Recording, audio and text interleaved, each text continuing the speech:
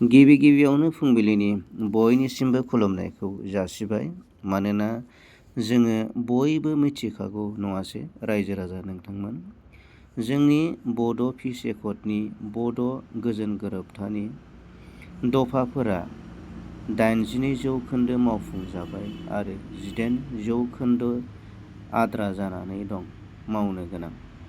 बिनिनो 82% मा माया मावफुंजाखो आरो 18% मा आद्रा जानानै थालांखो, बे आयदानि सायावनो जोङो नोंथांमोनजों सावरायगोन।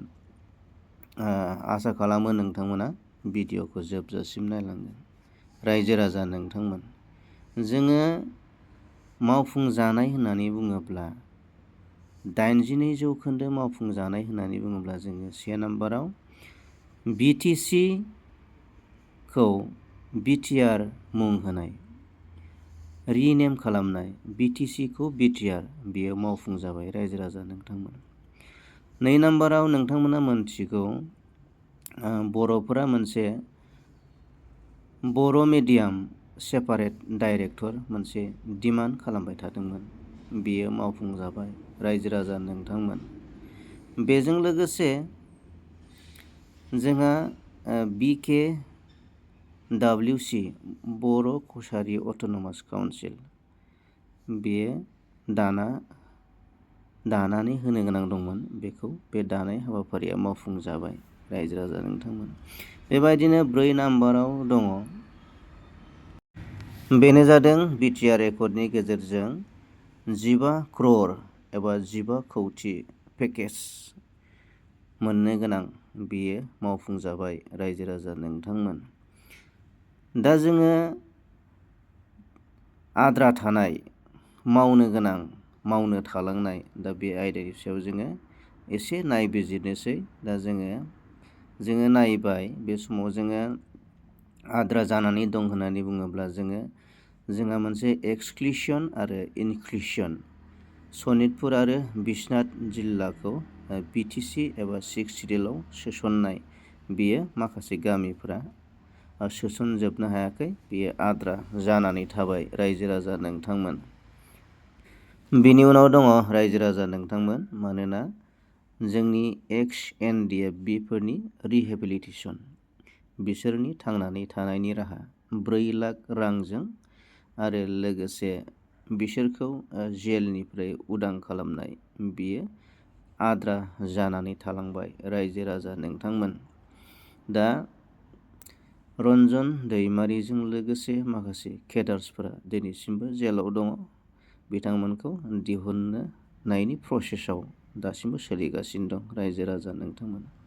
दा बे समाव रायजो राजा नोंथांमोन, बे आयदाखौनो लानानै मैया 27 जानुवारि खालि BTC सेक्रेटारियेट अफिसाव मोनसे सेलेब्रेटि खुंनाय जादों।